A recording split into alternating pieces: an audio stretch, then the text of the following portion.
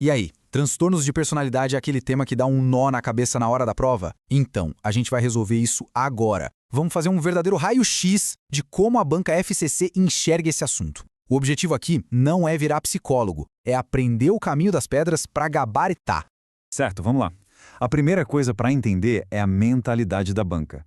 Eles não querem uma análise clínica profunda. O que eles querem é que a gente identifique padrões.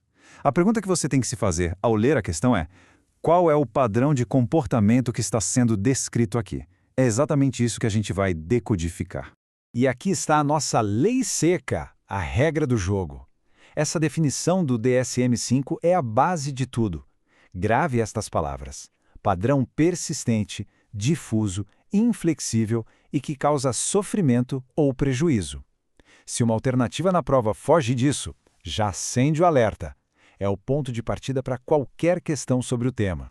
Começando pelo grupo A. Pense neles como os excêntricos. E para facilitar a vida, o macete é o trio dos 3 Ds: desconfiança, distanciamento e distorções. Se o caso que a FCC te apresentar na prova falar de isolamento, pensamentos meio bizarros ou uma desconfiança fora do comum, pode ter certeza que a resposta está nesse grupo. Agora, essa tabela aqui é puro ouro, é o bizu estratégico. Falou em paranoide, a palavra-chave é desconfiança. E a pegadinha clássica é não confundir com psicose, ok? Já o esquizoide, a palavra é distanciamento. É uma indiferença total, não é vergonha ou medo. E por fim, o esquizotípico. A palavra é excentricidade, com aquelas crenças estranhas, pensamento mágico, um prato cheio para a banca. E aqui temos uma das duplas que a FCC mais gosta de usar para confundir. A diferença crucial é essa. O esquizoide é o lobo solitário por escolha. Ele simplesmente não quer se relacionar, tá de boa assim. Já o esquizotípico é o excêntrico. Ele até pode sentir um desconforto perto dos outros, mas o que o define mesmo são as ideias esquisitas, o pensamento mágico. A chave está na motivação e na presença dessas distorções cognitivas. Agora segura, porque entramos no grupo B, o favorito das bancas. E por quê? Porque ele é o mais cinematográfico, o mais dramático. As palavras-chave aqui são instabilidade, emoções à flor da pele e violação de direitos. Se a questão parece um roteiro de novela cheia de conflito, impulsividade e drama, a resposta está aqui.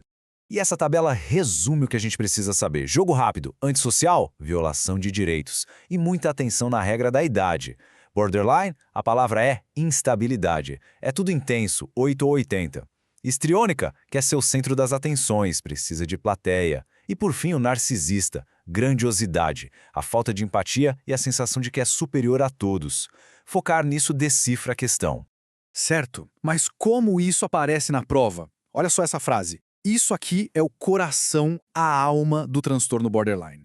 Se a historinha da questão descreve alguém que faz de tudo, até coisas impulsivas e autodestrutivas, por um medo gigantesco de ser abandonado, a banca praticamente te deu a resposta de bandeja. Isso nos leva direto para o caso da Joana, que caiu numa prova real. Percebe como a descrição da vida dela é basicamente um checklist dos critérios? Instabilidade, impulsividade, automutilação, vazio, raiva. A banca não inventa a moda. Ela só transforma os critérios do manual numa história. Nosso trabalho é simplesmente conectar os pontos. E aqui vai um detalhe que pode ser o diferencial na sua nota. Para fechar o diagnóstico de borderline, são necessários no mínimo 5 critérios. Parece besteira, mas a FCC pode cobrar esse número exato só para te testar, vale a pena anotar. Voltando para o antissocial, prestem atenção. Essa aqui é talvez a pegadinha mais clássica de todas. A banca vai te dar um caso perfeito, com todos os comportamentos batendo, mas o sujeito tem 17 anos. E aí? Já era. Não pode ser diagnosticado. A regra é clara, só a partir dos 18 anos e com histórico de transtorno da conduta antes dos 15. Fiquem muito ligados nisso. Partindo para o nosso último grupo, o grupo C, os ansiosos. O que liga todos eles é uma palavra: medo. Medo da crítica, medo de ficar sozinho, medo de perder o controle. Aqui é a ansiedade que comanda o show e dita o comportamento. E o nosso bizu final para o grupo C. No evitativo, a pessoa quer se relacionar, mas o pavor da rejeição a paralisa. No dependente, a submissão é uma ferramenta para garantir que não vai ser abandonado. Não é que ele não tenha opinião própria. E atenção máxima no obsessivo-compulsivo de personalidade não é toque, é um padrão rígido de perfeccionismo e controle que domina a vida da pessoa. E, para fechar, a segunda grande dupla que a FCC adora comparar, ambos se isolam, mas a motivação é o oposto. O evitativo sofre com o isolamento, ele quer ter amigos, mas o medo não deixa. O esquizoide, que a gente viu lá no grupo A, simplesmente não tem interesse. Um é movido pelo medo, o outro pela indiferença. Entender isso mata a questão. Certo! Agora, para fixar de vez, vamos para uma revisão ultra rápida, um bate-bola com os conceitos que mais caem, especialmente do grupo B. A ideia é cravar na mente a palavra-chave de cada um. Falou em borderline, pensou em instabilidade, de humor, de relações, de tudo. Falou em narcisista, pensou em grandiosidade. Aquela sensação de ser o centro do universo. Falou em antissocial, pensou em violação de direitos, o desprezo pelas regras e pelos outros.